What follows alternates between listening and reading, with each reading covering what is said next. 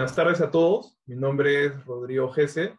Soy alumno de noveno ciclo de la Facultad de Derecho de la Universidad de Lima y director de la Comisión de Cursos en la revista Advocatus. Y el día de hoy vamos a realizar un análisis jurídico y coyuntural sobre el reciente caso de Repsol. Para tal efecto, contamos con Cristian Delgado, socio fundador de Delgado Abogados, y se destaca como profesor en la Pontificia Universidad Católica del Perú, en la Universidad de Lima, y como profesor visitante en la Universidad de Sao Paulo, Brasil. Asimismo, cuenta con más de 12 años de experiencia en el planteamiento de estrategias procesales y arbitrales, así como en la gestión de crisis o conflictos en sus primeras etapas, tanto en el ámbito público como privado. Por otro lado, formó parte de la Comisión de Reforma del Código Procesal Civil y en el año 2020 conformó el Grupo de Trabajo del Congreso de la República para la propuesta de un nuevo Código Procesal Constitucional. Profesor, buenas tardes y bienvenido. ¿Qué tal? Muy buenas tardes a todos. Gracias por la gentil invitación. Gracias, Rodrigo, por la presentación que señala tan solo de la generosidad. Y bueno, muy contento de estar acá para poder comentar este relevante tema que todavía sigue dando mucho de qué hablar. Sí, definitivamente. Antes de realizar el análisis, me gustaría hacer un resumen de los hechos para tenerlos claros y que la audiencia pueda también ubicarse dentro del contexto. Como antecedente al derrame de petróleo en Perú, sabemos que en el año 2013 Repsol desencadenó una contaminación similar a la ocurrida el 15 de enero del presente año. En ambos casos, Repsol catalogó el incidente como un derrame controlado.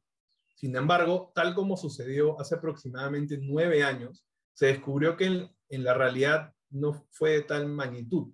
Entonces, en 2013, el Organismo de Evaluación y Fiscalización Ambiental, la OEFA, sancionó a la empresa por brindar una información que no contrastaba con los hechos recogidos. La mentira versó sobre la cantidad de combustible que llevó al mar peruano y por no reparar de forma correcta los daños. En su momento, Repsol señaló que solo se habían derramado 7 barriles en la refinería, La Pampilla, como es este caso. Sin embargo, las autoridades al verificar e indagar descubrieron que la cantidad de barriles derramados eran en realidad 195. Sobre los hechos actuales, sabemos que el archipiélago de Tonga, en el Pacífico, el sábado 15, vivió la erupción del volcán Hunga Tonga Hunga Hapai, que causó un tsunami con repercusiones a miles de kilómetros, entre ellas el derrame de petróleo en la refinería La Pampilla, en Perú. Esta refinería informó sobre un incidente mínimo, que era del tamaño de un jardín, ya que tenía una extensión de 2.5 metros. Lamentablemente, en realidad son más de 3 kilómetros del litoral que está contaminado con petróleo y ha afectado al mar, playas, islotes, fauna marina y reservas nacionales del Perú. Asimismo, los mantos negros del producto contaminante cubren grandes zonas del litoral, afectando playas y áreas naturales protegidas por la Municipalidad de Ventanilla y el Gobierno Regional del Callao. El fiscal Ariel Tapia Gómez, de la Fiscalía Especializada en Materia Ambiental, FEMA, de Lima Noroeste, señaló que la alta cantidad de petróleo en el mar que se viene obteniendo por succión en mangas de polietileno difiere con la información preliminar alcanzada por la refinería La Pampilla, la cual señala que se derramaron 7 galones de petróleo, que son aproximadamente 26 litros. Lamentablemente, dentro de los daños causados, además del producido de las especies marinas y aves de la zona, también los pescadores artesanales se han visto afectados sin poder trabajar desde el último sábado 15 de enero. Al respecto, han habido diversas declaraciones, entre ellas la de Patricia Chirino en RPP, quien dice que hay aves y lobos marinos muertos. 15 trabajadores de la empresa Repsol están limpiando, se ve ridículo, muy poca gente. Por otro lado, Julián Palacín, el presidente de Indecopi, considera que se debe hacer un peritaje de los daños para iniciar el proceso de conciliación extrajudicial y luego un posible proceso judicial contra Repsol y solidariamente contra su compañía de seguros y reaseguros en el mercado internacional, en aplicación del artículo 1987 del Código Civil. Al respecto, doctor Delgado, ¿cuál podría ser una opinión general antes de entrar a detalle en aspectos específicos? Bueno, sí, desde un punto de vista un poco contextual, social, ¿no? Antes de lo jurídico, evidentemente que estamos ante una, no como diría el presidente de Repsol ayer, un desastre natural. Esto no es un desastre natural. Un desastre natural puede que sea la explosión del volcán, pero el derramamiento de crudo es un accidente. Es un accidente y lo que se está tratando de descifrar es que si hubo responsabilidad humana o no del todo. Más allá de estas disquisiciones que ya formarán parte de la investigación, es una pena, es una real pena y lástima ver cómo nuestra ciudad, básicamente Lima, no obstante ya siendo una ciudad con alto grado de contaminación en muchas cosas o ambientes, pues una vez más recibe este tipo de daño medioambiental, ¿no? Ya dependerá mucho de las entidades que están investigando y también de la empresa, la responsabilidad social, empresarial que tiene que ver con esto para ver cómo trata el asunto, ¿no? Pero sin duda es terrible. Es terrible para un grupo innumerable de personas y de indirectos afectados por este accidente. Sí, definitivamente. Y creo que una de las dudas más grandes que no solamente tiene la población, sino los estudiantes de Derecho que lo escuchan y aprenden de ustedes, ¿qué es lo que va a suceder? ¿Quién tiene legitimidad activa en este caso? Porque sabemos que en temas de delitos ambientales e indemnización en este tipo de situaciones, hay un tema de tutela colectiva, un patrocinio de intereses difusos. ¿Qué es lo que qué es lo que va a pasar, doctor Delgado? Es un tema muy interesante, de hecho, y te agradezco que lo menciones, es algo que no se ve tanto, precisamente se ve un día en Procesal Civil 1, en acumulación, y me parece que el tema amerita muchísimo más. Lamentablemente el trato que se le ha dado por nuestra normativa procesal no es tampoco el de los más favorables. Tenemos tan solo un artículo, el 82, que trata lo que tú comentas, patrocinio de intereses difusos. Pero trayéndolo al ámbito práctico, acá hay una cuestión. En primer lugar, debemos identificar el tipo de derecho al cual se le ha generado algún tipo de vulneración. Medio ambiente. El medio ambiente, según la Constitución de 1993, es un derecho del cual todo ciudadano, todo sujeto de derecho goza. Y al referirse a todo significa de que no es individual para cada uno. No es para Rodrigo, no es para Cristian tan solamente, no es para Juan Pérez. Eso significa de que pues la titularidad en realidad abarca no sabemos a cuántas personas. ¿Por qué? Porque son todos. ¿Sabemos cuántos son todos? Podríamos decir pues a todos los peruanos o cuando menos a todos los limeños que están en la costa centro pues del Perú, ¿no? Esto hace difícil de alguna manera identificar quiénes son los afectados. Entonces, para evitar identificar uno por uno y que nos tomemos 10 años de repente viendo cuántos son los damnificados, existe esta categoría de los intereses difusos. Derecho al medio ambiente, derecho a la salud, al trabajo, por ejemplo, pues a la libertad de expresión, a la libertad de información. Son derechos que ya, según una perspectiva constitucional, serían de tercera dimensión. Entonces, al ser de tercera dimensión, sobrepasan al individuo. Bajo nuestras normas procesales civiles, quiero comenzar con el tema civil, claro que se puede plantear una acción colectiva o de derechos difusos. La pretensión básicamente vendría a ser indemnizatoria, restitutoria, reparatoria también, pero por lo que se ha escuchado ayer hablar a la Premier, lo que estarían buscando por la vía civil en primer lugar es una indemnización. ¿Quiénes son los legitimados para obrar en este caso? Básicamente gobiernos regionales, gobiernos locales, Defensoría del Pueblo, Ministerio Público, asociaciones sin fines de lucro pro medio ambiente y básicamente estas personas, ¿no? Entonces, si es que se quiere llevar adelante una acción colectiva indemnizatoria, en este caso, solamente estas personas podrían de alguna manera interponer porque representan de alguna manera, de forma extraordinaria, a esta colectividad. Si yo, Cristian Delgado, que vivo en Ventanilla, que vivo en Aucayama, porque ya está llegando al norte esta marea negra, y yo solo quiero demandar indemnización por daño al medio ambiente, no lo puedo hacer. Porque ¿quién soy yo para representar el medio ambiente? Por eso están los legitimados que están en el artículo 82. A nivel penal, Rodrigo, es muy importante saber también de que la responsabilidad penal recae sobre sujetos, recae sobre individuos, sujetos de derecho, personas naturales, básicamente. Habrá que ver, pues, quién es el que de alguna manera ha estado, o el que está respondiendo a nivel global por la empresa, si el gerente general, si el presidente de Repsol Perú, pero que también existe una responsabilidad penal, pareciera que sí hay indicios y habría que identificar ya a los responsables, pues, ¿no? Sí, definitivamente el patrocinio de intereses difusos es un tema un poco dejado de lado y responde en verdad a una lógica bastante intuitiva, ¿no? O sea, tardaría demasiado y sería muy poco célere, lento y poco práctico identificar a todos aquellos sujetos afectados. Sin embargo, se me ocurre una pregunta específica partiendo de esa lógica, porque evidentemente cuando el daño es generalizado y se daña solamente el medio ambiente, como es este caso, sabemos de que se patrocinan intereses difusos porque se toma la presunción de que nos afecta a todos y una persona nos va a representar.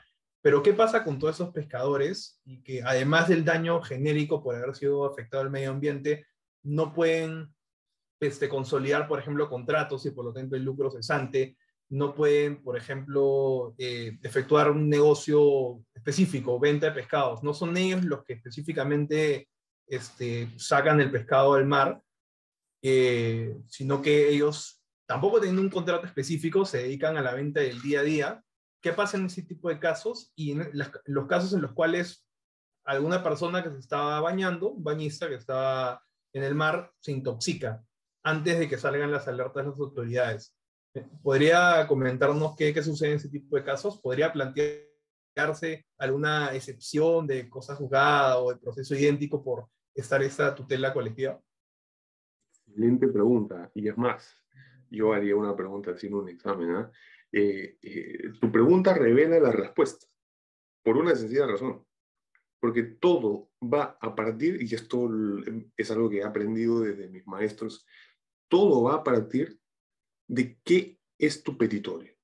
Y como ustedes sabrán, como los que nos escuchan, las que nos escuchan saben, el petitorio comprende no solo el pedido específico, indemnízame, remueve el petróleo, limpia el mar, sino también cuáles son los fundamentos y los derechos vulnerados. En este segundo caso que tú me estás poniendo, estamos ante derechos individuales. Lucro cesante, yo soy pescador y dejo de trabajar, dejo de hacer faena y por lo tanto no puedo vender pues toda la pesca del día porque uno, mi red no va a sobrepasar la masa negra. Dos, si es que sobrepasa con suerte, voy a recoger no peces, sino pescados completamente muertos. ¿Qué voy a hacer con eso? Entonces, claro, esos son derechos ya más individuales de quien está en este caso teniendo un derecho al trabajo o a la explotación de los recursos individual. Y aquí fácilmente tú puedes, por ejemplo, si yo fuese abogado del grupo de los pesqueros artesanales, diría, oigan, ¿ustedes están reunidos en una asociación de pesqueros? No. Si no lo están, pues habríamos acá de una cuestión unitis consorcio facultativo, porque habrían derechos individuales homogéneos vulnerados. Un solo hecho, derrame, que genera daños individuales, y ya no estoy hablando de ambiente, ¿eh? Estoy hablando de la pesca, de los bañistas, de la toxicidad, de la falta de faena o de pesca, pues porque no va a haber nada, derechos individuales a cada uno de los sujetos ahora sí identificados. Eso puede ameritar un proceso civil directamente propuesto por cada uno de estos interesados. ¿Ves la diferencia? La diferencia está, ¿qué derecho es el que yo quiero tutelar? Si yo quiero a nivel estatal, a nivel de asociaciones, de ONG, fundaciones, tutelar el medio ambiente, necesito un legitimado extraordinario porque no voy a pedir nada para mí. No voy a pedir nada para mí. Pero si es que estoy pescando, si es que me estoy bañando, si es que vivo casi en la orilla de Ventanilla, el velerista que salió ayer en una entrevista, por cierto, diciendo o esclareciendo hechos, si es que haciendo la vela con sus compañeros o colegas, de repente, pues, se vio afectado también por este derrame, vaya uno a saber, puede pedirlo individualmente. Ahí, Rodrigo, ya no estamos en tutela colectiva, estamos en tutela individual, perfectamente posible. Te pongo un ejemplo final, ya que esto es muy casuístico, para terminar la pregunta, sin dar más detalles. Uno de mis clientes es una mediana empresa pesquera, que justamente pesca en Ventanilla. Ventanilla, Ancón, Santa Rosa. Ahorita esas tres playas están, pero las olas no son blancas, son negras. Entonces me preguntan, oiga, doctor, mire, hemos salido con los barcos y no podemos faenar, no podemos levantar, no podemos pescar porque uno no nos permite, las redes no se van a hundir, y dos, el producto hidrobiológico ya va a estar completamente alterado si no es muerto, afectado. Como es un derecho individual de su producción, de su pesca, sí podrían reclamar, por ejemplo, directamente a Repsol. Claro, ¿no? Parece que eh, podría diversificarse la clasificación de las acciones colectivas y darnos cuenta que no solamente hay un patrocinio de intereses difusos, sino en una acción colectiva puede existir un patrocinio de intereses individuales, ¿no? Una acumulación de procesos que parten de un mismo hecho por tratarse ¿no? un mismo objeto, un título similar, derivados de una sola ocasión, ¿no? Solo siniestro, por así decirlo. Totalmente de acuerdo, sí. Hemos hablado de este lucro cesante, estas pretensiones indemnizatorias, resarcitorias, como ejemplos para hablar acerca de las figuras procesales, pero me gustaría detenerme en cuál podría ser la estrategia de fondo, tanto para Repsol como para los demandantes, al momento de lidiar con toda esta serie de procesos que muy probablemente se van a surgir de diferentes lugares. Eh, Repsol, en una entrevista, alegó que se trataría de un oleaje anómalo. A raíz de este hecho fortuito es que justamente se produjeron todos estos derrames, ¿no? Toda esta destrucción en el mar y la contaminación. ¿Usted considera que ese es el caso? O sea, que no es imputable la responsabilidad de Repsol. No estaría tan seguro de manera inmediata afirmar algo así, por una sencilla razón, porque acá no estamos ante un hecho aislado, sino estamos ante una serie de situaciones que podrían ameritar o activar la responsabilidad de Repsol, pensando a nivel de una estrategia contra Repsol, ¿no?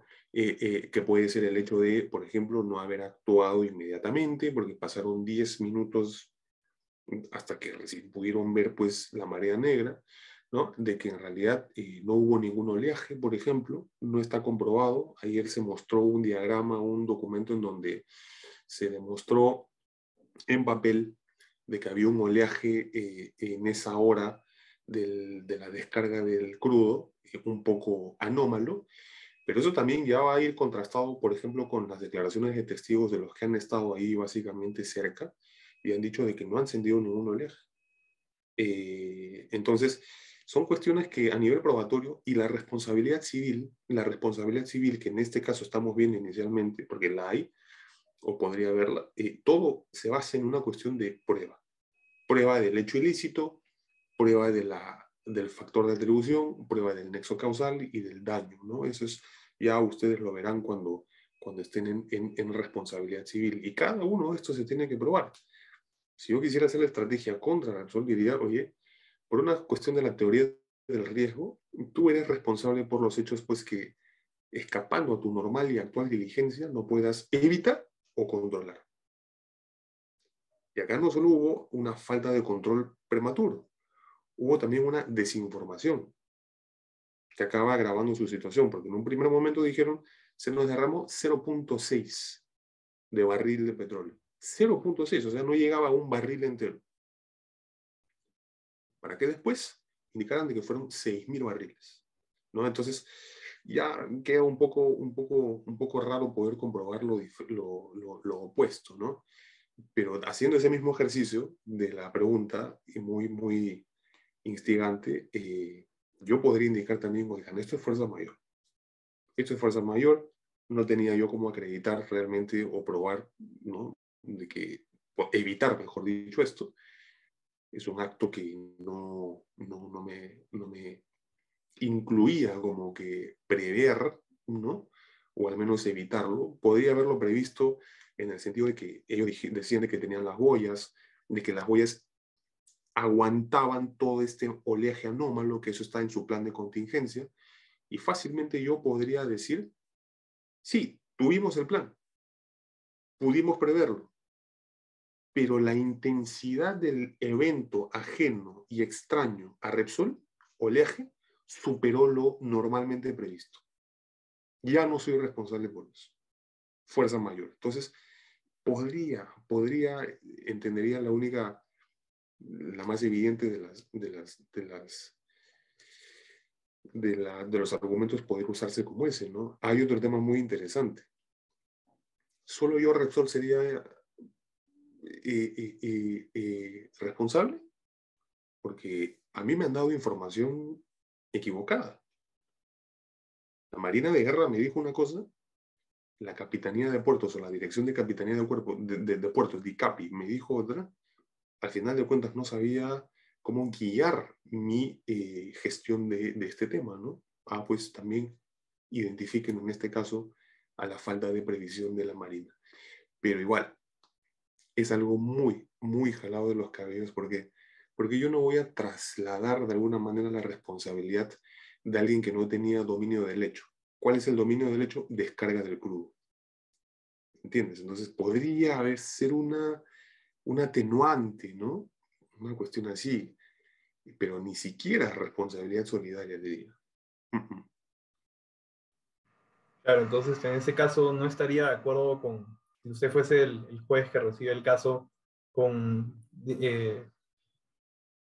declarar fundada una denuncia civil, ¿no? Que presente Repsol para incluir a la Marina de Guerra, ¿no? Por no avisar de estos oleajes, a diferencia del resto de gobiernos en el litoral, y de alguna manera intentar no solamente atenuar, incluso pueden plantear de forma subordinada atenuar, pero yo supongo que su defensa principal va a ser ser eximidos de responsabilidad justamente por esos oleajes, ¿no? Y como usted comenta, la actividad probatoria va a ser fundamental, porque no hay, el hecho que ha existido daño no es un hecho controvertido, todo el mundo sabe que existió un daño. La pregunta es, ¿de quién es la responsabilidad? Creo que el análisis que hace es bastante importante, doctor. Y No, sí, y es más, con tu respuesta, con tu comentario, me llamas a reflexionar en algo más. ¿Qué atenuante o responsabilidad puedo excluir yo, Repsol? Si afirmo de que la Marina no me dio información oportuna y veraz para evitar esto, si es que yo mismo en mi plan de contingencia, Repsol, dije y se aprobó que estaba listo para poder afrontar uno de estos eventos. ¿Te das cuenta? ¿Te das cuenta que es incompatible decir no me responsabilice, señor juez, porque la Marina no me avisó que venía un tsunami, mini tsunami o lo que fuere, o una ola de 3 metros, y no me lo dijo? Pero por otro lado, yo también digo, tengo un plan de contingencia para estos temas. Entonces, si tengo boyas, si soy una empresa transnacional que me preparo para esto y que opero desde hace años la Pampilla y sé que hay descarga submarina, oye, voy a tener cierta tecnología que me diga propiamente a mí, de mi propio esfuerzo e inversión, cuándo se está acercando una marea que me pueda desequilibrar un poco la descarga de crudos, ¿sí o no? Entonces, no creo que sea tan útil decir, no soy responsable o redúceme la responsabilidad o la indemnización, no hay reducción de responsabilidad, indicando o dirigiendo de que la Marina no me dijo nada. Pero ¿por qué esperar a que la Marina te diga algo si es que tú tienes un plan de contingencia en el que dices que estás preparado incluso para este tipo de eventos? Entonces, cuando menos sería un poco contradictorio, ¿no? claro, definitivamente. Y de forma específica, doctor Delgado, como para plantear la controversia de una forma compacta, analizando los elementos de la responsabilidad civil, ¿cómo podría definir la controversia? ¿Como una situación de responsabilidad contractual, extracontractual, un factor objetivo, subjetivo de atribución? ¿Se rompe el nexo causal? ¿Cuál sería su opinión con estos elementos? ¿No? Los hemos hablado algunos, los hemos analizado anteriormente, pero de forma compacta, ¿cómo podrían plantearse?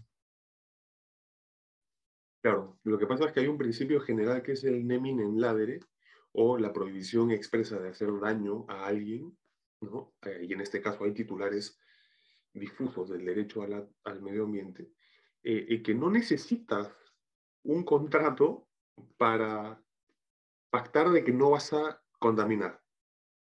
¿Me entiendes? Entonces, en principio no podría decir de que sería contractual porque el daño ha sido no en la ejecución de ningún contrato con el Estado, para comenzar, o siquiera con esta población, grupos afectados. Porque hay un principio que sobrepasa en este caso cuando no intermedia una obligación contractual, que es el principio de no dañar. Y como quiera de que no sabemos cuántos son, qué grupos son y hasta dónde se va a extender, pues imagínate sustentar eso en una cuestión contractual. Lo que sí me interesa es de que dentro de algunas otras acciones judiciales que se puedan llegar, o arbitrales, o hasta de arbitraje de inversión, no lo sé, pueda existir alguna causal en los contratos o pactos o convenios en las que se pueda llevar un poco por ahí el asunto, pero ya entre Estado y Repsol, no entre Repsol y los damnificados o vulnerados con esto, que ahí no necesitas un contrato para eso, ¿no? Entonces, es una controversia compleja, porque involucra a más de un sujeto titular de derechos vulnerados, a más de un legitimado que pueda actuar, de repente otros corresponsables, y una situación de probanza también compleja, no solo la cuantificación del daño, que no sabemos a cuánto se va a cuantificar, sino también eso que tú comentas que es el nexo causal, ¿no? Cómo relacionar el evento ilícito al daño y si es que esto es únicamente de responsabilidad de Repsol. Claro. Al respecto, se me ocurre también otra duda mientras que lo escuchaba, y es que en nuestros cursos de comercial hemos aprendido de la responsabilidad del gerente, que se vincula bastante con la responsabilidad civil. Sabemos que la Junta General de Accionistas puede plantear acciones frente a casos de negligencia grave o temas de dolo. En este caso, ¿usted cree que la controversia podría llegar incluso a dañar la esfera patrimonial del gerente encargado de la pampilla? Mira, la afectación a los sujetos que representan subjetivamente la empresa, en este caso gerentes, algo así, o hasta los accionistas, qué sé yo, de alguna manera puede ser afectada cuando se da el levantamiento del velo, por una cuestión de fraude, alguna cuestión así, que ya no solamente te diriges o afectas el patrimonio de la empresa, que es una persona completamente distinta a los gerentes o hasta los accionistas, pero en ese supuesto, ¿no? Normalmente en las figuras societarias, como tú sabes, tienen una exclusión de responsabilidad de las personas, por eso es sociedad anónima o sociedad de responsabilidad limitada, se separa mucho ello y ya. Lo que sí es importante ver, por ejemplo, es, supongamos, hagamos el ejercicio práctico, si es que la indemnización que se condena, que se impone, es superior a todo el patrimonio, por ejemplo, de Refinería La Pampilla, Sociedad Anónima Abierta, porque es otra empresa que corresponde a Repsol, pero tiene otra denominación social, podría de repente ya afectarse hasta los accionistas, ¿no? Llevando a quiebra, por ejemplo, la empresa, una cosa así, a concurso, para de ahí afectar ya el patrimonio de los propios accionistas, ¿no? Pero directamente demandar, en este caso, a los representantes, además de la empresa, el juez te va a decir falta de legitimidad para obra pasiva. Porque acá el responsable no fue el gerente, ¿no? El responsable no fue ni el gerente general, ni el legal, ni el de operaciones, ni la gerenta de comunicaciones, que también salió hasta hace unos días dando información también un poco veraz, ¿no? Ninguno de ellos es responsable. Claro, y de forma interna, la Junta General de Accionistas contra la gerencia, ¿podría darse el caso? Mm, mira, es que a nivel indemnizatorio, a nivel de responsabilidad civil, no estoy tan seguro, como te digo, porque no se trata de, de, de pedir una indemnización a las propias personas, porque imagínate, hasta por una cuestión de cuantificación, yo dudo mucho que los gerentes, todos reunidos o lo que fuere, vayan a pagar por completo en relaciones internas entre los accionistas con los gerentes. Eso es un poco complicado, pero de que los accionistas sí podrían demandar, lo pueden hacer. Lo pueden hacer y además no les impide. Y te voy a poner un ejemplo real. Accionistas de la ya extinta Graña Montero, que ahora es AENSA, accionistas norteamericanos porque es una empresa que lista en la Bolsa de Nueva York, demandaron justamente a Graña Montero, extendiendo hasta sus representantes, porque vinieron abajo las acciones. Las acciones luego de todo este tema del lavallato y todo lo que sabemos que todavía no acaba. ¿Por qué? Pues porque le bajaron las acciones. No me cabe ninguna duda de que este evento, cuando ocurre a ese nivel de gobierno corporativo, qué sé yo, baja el valor de la acción, en este caso, de esta empresa, ¿no? Y podría decir, oye, yo accionista, dueño, por lo tanto, de la empresa, por tu mala gestión, por tu falta de previsión, por tu negligencia, has ocasionado esto, te puedo demandar también, ¿no? No les excluye, no les exime o no les impide de poder demandar. Perfecto. Y como última consulta antes de cerrar la entrevista, ha sido bastante criticado el hecho de que Repsol haya solamente dispuesto de 15 trabajadores al inicio con recogedores de basura y depender bastante de la colaboración solidaria de la población, recogiendo cabello, recogiendo mallas, llamando a voluntarios. Y además mencionó al inicio de que Repsol eh, emitió información inexacta. Quería consultarle si en su opinión usted consideraba que se trata de mala fe y negligencia al momento de remediar el daño causado. Sí, muy buena pregunta. Bueno, cuando ya estás hablando del factor de atribución que es el ánimos, ¿no? La voluntad, el componente subjetivo del agente agresor, en este caso en términos de responsabilidad civil a la Repsol, hay que tener en cuenta algo muy importante. La mala fe se prueba. La mala fe realmente tienes que probarla en la realización del acto lesivo. Lo que haya ocurrido después del acto lesivo, el daño es continuado, perfectamente. El daño va a seguir continuado porque va a seguir dándose la contaminación. Pero en lo que respecta al evento daño, destrucción de las tuberías, choque del barco italiano, el Mare Doricum, contra la refinería, o que la refinería no haya actuado bien en ese momento para remediarlo o evitar en ese preciso momento, yo diría que es una culpa inexcusable. Culpa inexcusable que es dentro del dolo y de la culpa. La culpa, tú sabes que no necesariamente implica una intencionalidad o una voluntariedad de llevar adelante eso. Pero hay una graduación que se llama culpa inexcusable, que es cuando ni siquiera cumples lo mínimo establecido o lo que normalmente una persona media, en este caso una empresa, debería ser. Debería ser. Algo esencial. Entonces, eso va a agravar la cuantificación. No creo que pueda ser dolo, porque ahí sí tendrías tú que probar fehacientemente, comprobadamente, de que Repsol quiso hacer este derramamiento de crudo y generó toda esta situación para derramarlo. Y no creo que una empresa siquiera piense en tener intención de hacer ello, ¿no? Acá va a haber un tema de culpa. Lo interesante va a ser, oye, fue una culpa levísima porque realmente cumplí todos los estándares y patrones y planes de contingencia, pero el evento fue más allá de lo planeado. Ya, pues no me exijas tanto. ¿Será culpa levísima o será culpa inexcusable? En el sentido de, oye, no.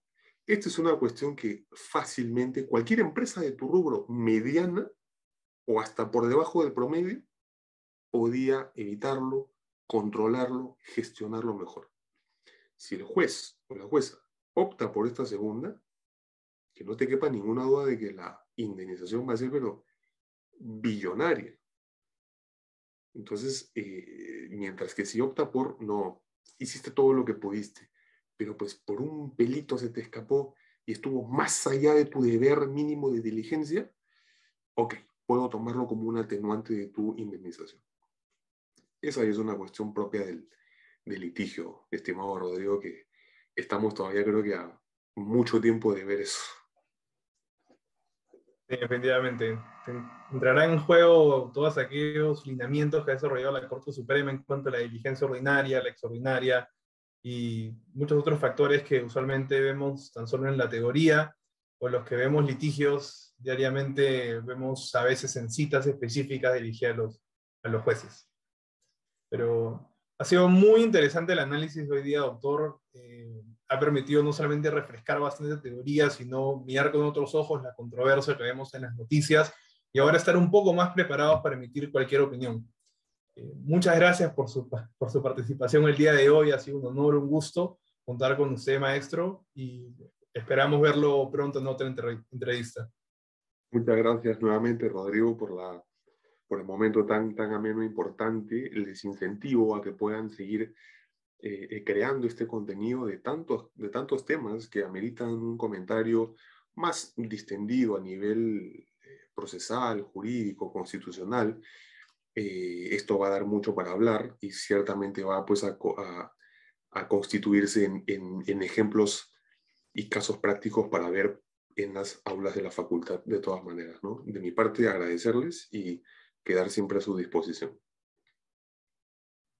Muchas gracias, doctor. Buenas tardes.